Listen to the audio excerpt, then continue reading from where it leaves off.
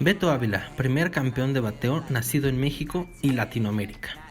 En el deporte nacional para los Estados Unidos de América y hoy día dominado por jugadores caribeños, un mexicano logró ser el primer champion bat latinoamericano en toda la historia. Veracruzano y jugador de los Indios de Cleveland, en 1954 llegó a la cúspide de su carrera al ser el campeón bateador de la Liga Americana de las Major League Baseball. ¿Cómo logró tal hazaña?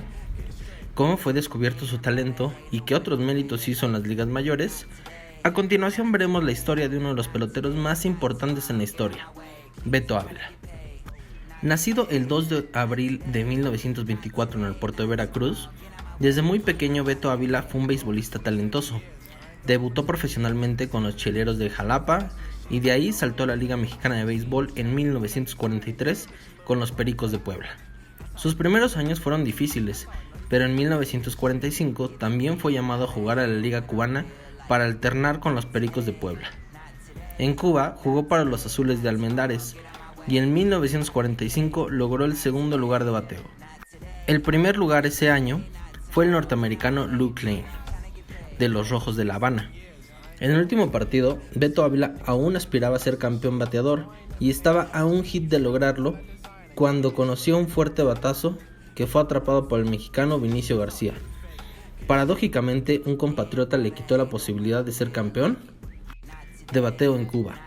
Klein terminó con un promedio de .324 y Beto Ávila con .323. En 1947 logró su revancha, pero en la Liga Mexicana jugando para los Pericos de Puebla. Su promedio fue de .346 y se convirtió en el primer mexicano en ser campeón bateador en una temporada larga.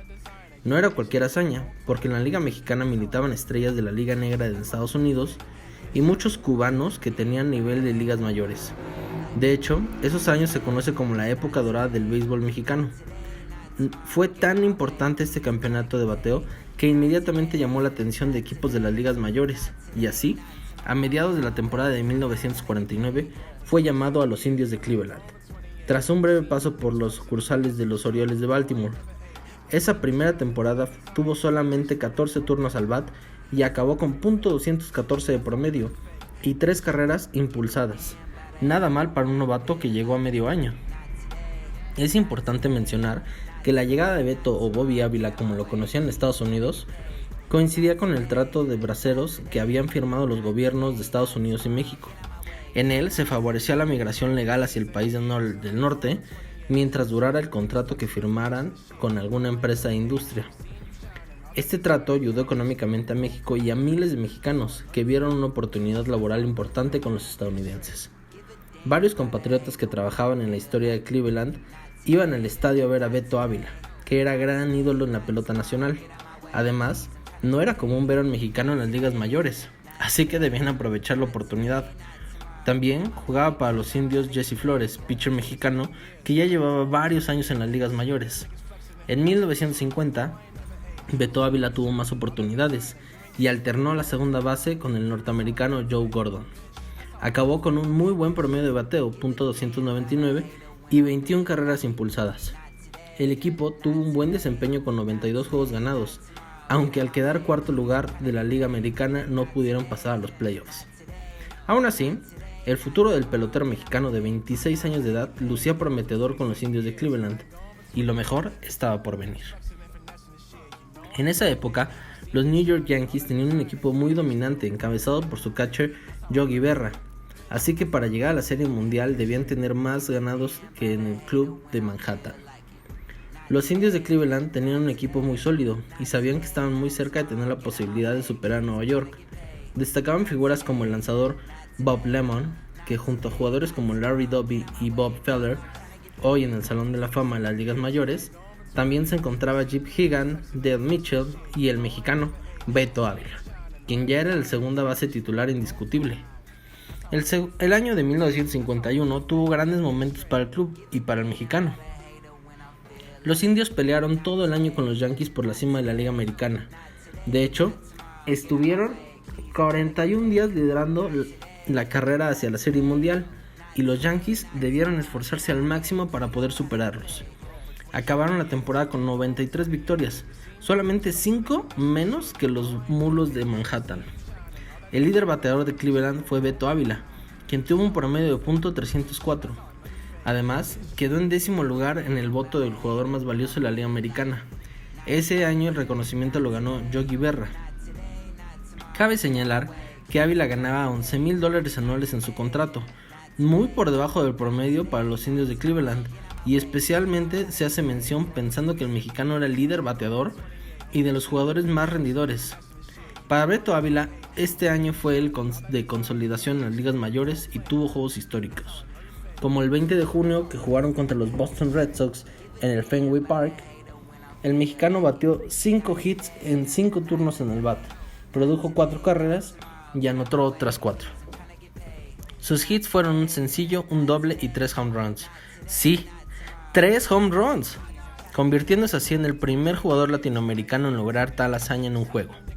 El último home run fue de campo, es decir, que el mexicano estrelló el batazo en la barda y gracias a su velocidad pudo recorrer las 4 bases y llegar a safe en home. De esa manera emotiva y espectacular rompió el récord para Latinoamérica. La temporada de 1952 fue más cerrada aún, esto por la lucha por la Serie Mundial.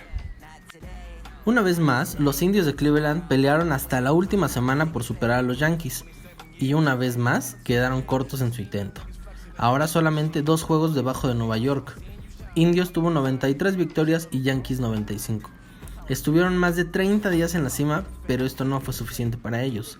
Prácticamente tenían al mismo equipo del año anterior y de hecho, lograron quedarse con varios de sus jugadores claves como Beto Ávila, a quien le subieron su salario a $17,000 anuales, y en cuanto al mexicano terminó con un promedio de .300 de bateo, es decir, una vez más fue brillante con el madero, aunque ahora no fue líder de su equipo. Aún así, participó en su primer juego de estrellas de las ligas mayores.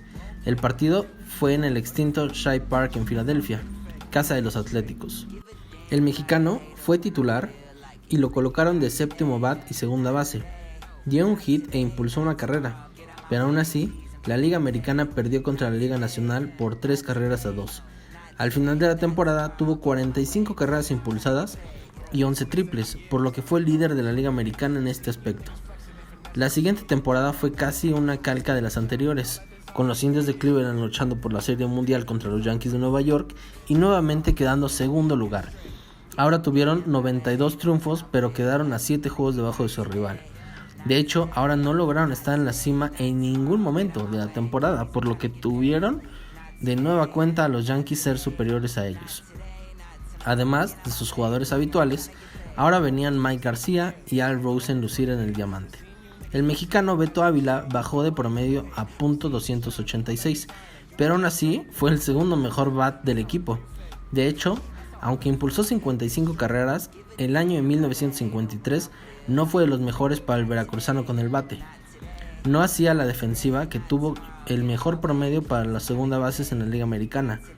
Otra virtud importante de Beto Ávila fue su fildeo, y al menos en 7 ocasiones estuvo en el top 10 de los mejores promedios de los segunda bases en la Liga Americana. Nadie podía preverlo, pero ese año fue la antesala para el mejor de Ávila en su carrera. La temporada de 1954 fue la mejor en la carrera de Beto Ávila, tanto en lo individual como en el equipo de los Indios de Cleveland. El manager era Al López, quien está en el Salón de la Fama de las ligas mayores, y ese año logró construir un equipo ganador desde principio a fin de temporada, y tuvieron 111 ganados.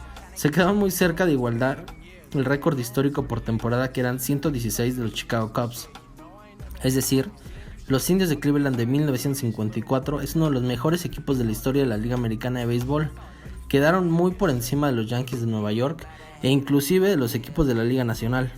Por su parte, Beto Ávila tuvo una pelea todo el año por el campeonato de bateo de la Liga Americana contra el cubano Orestes Miñoso de los Chicago White Sox. El mexicano tuvo un gran ritmo, pero toda la temporada, en la cual conectó 189 hits, 15 jonrones e impulsó 67 carreras. También fue electo al Juego de Estrellas, donde obtuvo una gran actuación. Fue el segundo base titular y batió segundo en el orden. Conectó 3 hits y en 3 turnos al bat e impulsó 2 carreras en el triunfo de la Liga Americana sobre la Liga Nacional, 11 carreras contra 9. Fue un juego muy emotivo para el mexicano porque el partido se realizó en el estadio de Cleveland, justo en el hogar de su equipo. Al final de la temporada, Beto Ávila tuvo un promedio de bat de .341 y con eso se convirtió en el primer latinoamericano en conseguir el campeonato de bateo, una de las grandes hazañas en la historia de nuestro deporte y de Latinoamérica. También quedó tercer lugar en la votación de jugador más valioso de la Liga Americana. Una vez más lo ganó Yogi Berra ese año. Desgraciadamente para Beto Ávila y para los Indios de Cleveland, la magia que tuvieron toda la temporada de 1954 no la tuvieron en la Serie Mundial contra los Gigantes de Nueva York, hoy de San Francisco. Fueron barridos en 4 partidos contra 1 con una escasez de bateo asombrosa. El mexicano apenas bateó .133 de promedio y no pudo ser el motor que significó todo el año para los Indios de Cleveland. La imagen que quedará en la posterioridad de esa Serie Mundial fue la gran atrapada del jardinero central de los Gigantes, Willie Mays, que se ha convertido en un ícono del béisbol en el mundo. Fue en la octava entrada del primer partido cuando un batazo de Big Bertz hizo que Mays corriera a toda velocidad hacia la barda para conseguir atrapar la pelota de espaldas a home. Para muchos es la mejor jugada defensiva en la historia de las ligas mayores, y además para Mays marcó la cima de su carrera porque ese año fue campeón de bateo en la Liga Nacional y obtuvo junto a su equipo la Serie Mundial. A pesar de no lograr ser campeón con los Indios de Cleveland, Beto Ávila fue recibido como un auténtico héroe en México. Para el país, tener un compatriota que fuera campeón de bateo en las ligas mayores no era un asunto menor, y es parte de esa gran época para el deporte mexicano. Inclusive, el mismo día que Ávila consolidó su campeonato de bateo con un home run contra los Tigres de Detroit, el Ratón Macías derrotó al norteamericano Nate Brooks en la Plaza México para así obtener el título mundial de peso gallo. Desde Veracruz hasta la Ciudad de México se realizaron eventos en honor a Beto Ávila. En la capital se organizó la ceremonia en el Monumento a la Raza, en Avenida Insurgentes Norte, donde fue recibido por el formidable compositor Agustín Lara y el clavadista Joaquín Capilla, que ya había ganado los Juegos Olímpicos. El veracruzano era sin duda un héroe nacional. Después de esa temporada comenzó el declive de Beto Ávila. Ya no alcanzó el promedio de .300, que es marca para definir a los grandes bateadores, ni tuvo lideratos en ningún rubro ofensivo. En la defensiva conservaba su nivel y todavía en 1955 logró ser electo al Juego de Estrellas. Ese día fue el segunda base suplente y solamente tuvo un turno al bat que resultó en una base por bolas. El partido fue en el Country Stadium, casa de los Bravos de Milwaukee, hoy de Atlanta, y la Liga Nacional venció a la Liga Americana por 6 carreras a 5. Jugó con los Indios de Cleveland hasta la temporada de 1958, dejando una gran huella en ese equipo. Al año siguiente fue cambiado a los Orioles de Baltimore por Ross Heyman y ese mismo 1959 fue cambiado a los Boston Red Sox, y no sería su último cambio porque al final de temporada llegaría a los Bravos de Milwaukee para convertirse en el segunda base titular. Ese deambular por varios equipos esa temporada le dio a Beto Ávila sus últimos momentos en las ligas mayores, y jugando con los Bravos tuvo 2 últimas hazañas que ayudaron al equipo para quedar segundo en la Liga Nacional, solamente 2 juegos detrás de los Dodgers de Los Ángeles, muy cerca de la Serie Mundial. El 27 de agosto conectó un cuadrangular a los Cincinnati Reds en la 9ª entrada para dejarlos en el terreno. Su equipo perdía 4-3 cuando Ávila tomó turno al bat con un gran hombre en base y tras su home run el público le dedicó una gran ovación. Ese mismo año conectó un gran slam home run en la casa llena, es decir, con 3 hombres en base, contra los Cardenales de San Luis. Su equipo perdía 3-1 y lanzaba Ernest Brockley, cuando Ávila entró de bateador emergente y dio el triunfo a su equipo. Así se despedía Beto Ávila de las ligas mayores de béisbol, tras un paso muy sólido. Sus números finales así lo demuestran: .281 de promedio de bateo, 1296 hits, 80 home runs, 467 carreras producidas, 725 carreras anotadas y 78 bases robadas. Su promedio fildeando como segunda base también es evidencia de su gran calidad, .979 con todos los equipos con los que jugó.